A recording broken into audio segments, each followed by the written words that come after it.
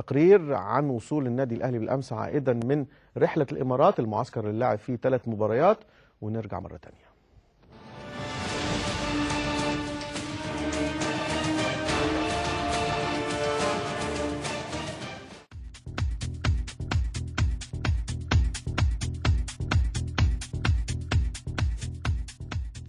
عندنا طبعا عدد من الإصابات، يعني بعضها ممكن يلحق إن شاء الله بالمباراة القادمة، وبعضها هيبقى فيه صعوبة إن شاء الله في لحاقه.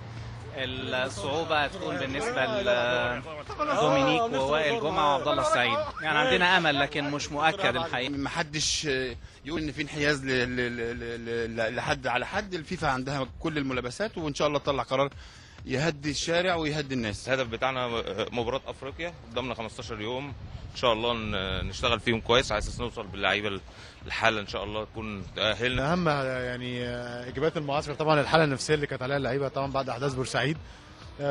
كان كل اهم الجهاز الفني طبعا ان هو يخرج الناس من الموضوع ده طبعا، لان اللعيب طبعا نفسيته مش كويسه، اكيد مش هيقدر يأدي في الملعب، والحمد لله يمكن اللعيبه استعادت جزء كبير من نفسيتها الحمد لله. احنا بنحاول نجهز بشكل كويس بعد الظروف والاحداث اللي احنا مرينا بيها، بس ان شاء الله يكون معسكر اتى بثماره، وان شاء الله نفضل كده وبدعم من الجمهور وبدعم من الاعلام معانا، ولازم كلنا نقف مع بعض الفتره دي بالذات، لان مصر بتواجه مشكله كبيره، فلازم كلنا نبقى مع بعض الفتره دي بالذات. يمكن دي نقطه ايجابيه، حكايه الرجوع تاني الدوره التنشيطيه دي تساعد الفرقه وتساعد جميع الفرق المصريه. ويمكن انت بتتكلم على منشآت عامه ككوره وكعاملين في النادي وكادارات، فده كله لازم يشتغل تاني ولازم الحياه تستمر. شايف ان شاء الله ان القرار اللي طلع ده هيهدي الامور نوعا ما؟ اهم حاجه مصلحه البلد ان شاء الله. كابتن احمد، قول لي ان شاء الله انت تقدر تشارك وتكون موجود. احنا موجودين اهو لسه لما يكون في لعب. طمنا على المعسكر، كان ايجابي الحمد لله. الحمد لله الحمد لله.